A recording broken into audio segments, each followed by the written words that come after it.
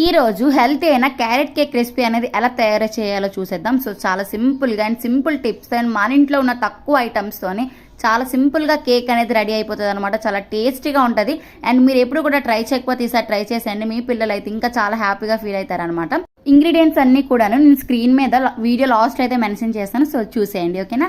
And ingredients అన్నీ కూడాను నేను డ్రై ఇంగ్రీడియంట్స్ నీట్గా జల్లించి పెట్టేసుకోండి. నెక్స్ట్ క్యారెట్ కూడాను నీట్గా తురిమేసి పక్కన పెట్టేసుకోండి. 2 eggs and milk, sugar powder వేసి నీట్గా బ్లెండ్ చేసుకోండి. మీ దగ్గర బ్లెండర్ లేదు అంటే విస్కర్తో కలిపేసుకోండి, no problem. Next dry ingredients కూడా వేసేసి కలిపేసుకోండి. నెక్స్ట్ క్యారెట్ తురుముకున్నాం కదండి, అది కూడా వేసేసి అండ్ వెనిలా ఎసెన్స్ కూడా వేసేసి బ్లెండ్ చేసేసుకోండి. అండ్ 6 in స్టీన్లో అయితే బేక్ చేసుకుంటున్నానండి. ఓవెన్లో 180 degrees 50 minutesలో బేక్ అయింది.